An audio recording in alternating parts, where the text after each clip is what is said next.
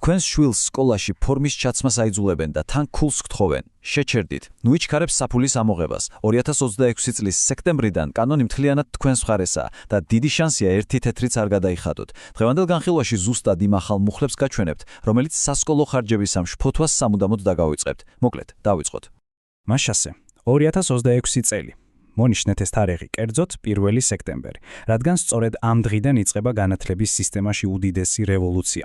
და აქვე მინდა ხაზგასმით ვთქვა, ეს რაღაც რიგითი სკოლის შიდა წესდება ან უბრალო რეკომენდაცია კი არ არის. არა, ეს პირდაპირ წერია მთავარ იურიდიულ დოკუმენტში. ეს არის ზოგადი განათლების შესახებ კანონი. დიახ, ზუსტად ასე ჰქვია.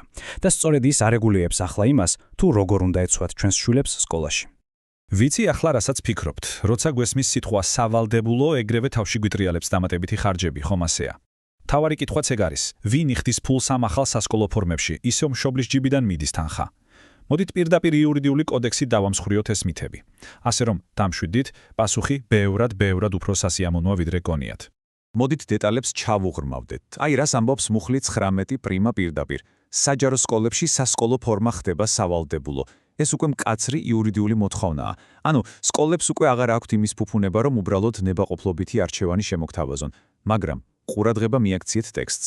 აქ ერთი ძალიან კონკრეტული ჯგუფია ნახსენები. და ეს ჯგუფი არის დაწყებითი საფეხურე. მოდით, ზუსტად განმარტოთ, ვის ეხება ეს ყველაფერი. ზოგადი განათლების სისტემაში ეს არის 1-დან მე-6 კლასის ჩათვლით პერიოდი. ეს ნიშნავს, რომ თუ თქვენი შვილი 2026 წლის სექტემბერში იქნება 1-დან მე-6 კლასის ჩათვლით, მისთვის ფორმა სავალდებულოა. მაღალ კლასებში უკვე სკოლის გადასაწყვეტია, დააწესებს თუ არა, მაგრამ სავალდებულობა მხოლოდ დაწყებით საფეხურს ეხება. ახლა კი გადავიდეთ ყველაზე მწვავე საკითხზე.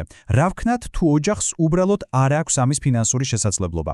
ბავშვები ისე სწრაფად იზრდებიან, წელიწადში 2 ჯერ მაინც გიწევს ტანსაცმელს გამოცვლა.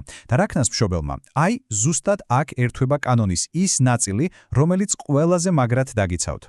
შეხედეთ მე-14 მუხლის მე-7 ნაწილს, ეს უბრალოდ ბრწყინვალეო. კანონი პირდაპირ ამბობს, სასკოლო ფორმის დაწესებისას სკოლა ვალდებულებია გაითვალისწინოს მშობლის ფინანსური მდგომარეობა და თუ მოსწავლეს არ შეუძლია ფორმის შეძენა, იცით რა ხდება? მას ეს ტანსაცმელი სკოლამ უნდა გადასცეს. დიახ, ზუსტად ასეა, თუ ფინანსური საშუალება არ გაქვთ, მთელი ეს ვალდებულება ავტომატურად გადადის სკოლაზე. ალბათ გაინტერესებთ, საიდან მოაქვს სკოლას ამის ფული? ამას არეგულირებს 25 მუხლი. საქართველოს მთავრობა ამტკიცებს სპეციალურ მიზნობრივ პროგრამას. ამ პროგრამით დაწყებითი საფეხურის მოსწავლეები ფორმებით უსასყიდლოდ იქნებიან უზრუნველყოფილი. განათლების სამინისტრო თავად დაამტკიცებს დიზაინს, ფასს და გადაცემის წესს. ანუ სახელმწიფოს უკვე აქვს გამსადებული გეგმა, რომ თქვენ ზედმეტი ტვირთი არ დაგაწვეთ. ახლა კი მოემზადეთ, რადგან ნამდვილი პლოტ ტვისტი გველოდება. გავიგეთ, რომ ფორმა სავალდებულოა, ისიც გავიგეთ, რომ შეიძლება უფასოდ მივიღოთ, მაგრამ რა ხდება თუ სამართლებრივად უბრალოდ არ გსურთ? ან ვერ ატარებს ბავშვი ამ ფორმას. იცოდით, რომ შეგიძლიათ უარი თქვათ? დიახ, სავალდებულობა არ ნიშნავს, რომ გამონაკლისები არ არსებობს. მოდით პრაქტიკულად აგიხსნით მე-19 მუხლს. თუ ბავშვს აქვს ალერგია ქსოვილზე ან რაიმე სხვა სამედიცინო ჩვენება, აი რას აკეთებთ. პირველი, მიგაქვთ ექიმის ცნობა და ასაბუთებთ მიზეზს. მეორე, აფორმებთ წერილობით შეთანხმება სკოლასთან და მესამე, სკოლა ამას პირდაპირ სამინისტროსთან ათანხმებს. სულ ესაა.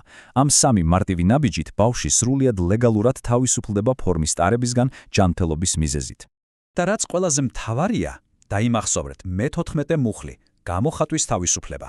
სკოლას არანაირი უფლება არ აქვს ფორმის არქონის გამო ბავშვის გამოხატვის თავისუფლება შეზღუდოს ან მით უმეტეს სასწავლო პროცესიდან მოხსნას. ეს გამორიცხულია.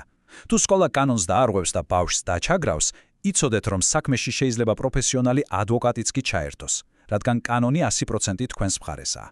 მოკლედ, სრული სურათი უკვე გვაქვს. 2026 წელი არც ისე შორსაა. მოდით შევამოწმოთ, რამდენად მზად ხართ. თქვენ სკოლაში უკვე დააწესეს ფორმა. დაწერეთ კომენტარებში თქვენი შვილის კლასი და ზუსტად გეტყვით, გეკუთვნით თუ არა სახელმწიფოსგან უფასოდ მისი მიღება ახალი კანონით. შეინახეთ ეს განხილვა, იცოდეთ თქვენი უფლებები და გახსოვდეთ, დაცული ხართ. მომავალ შეხვედრამდე.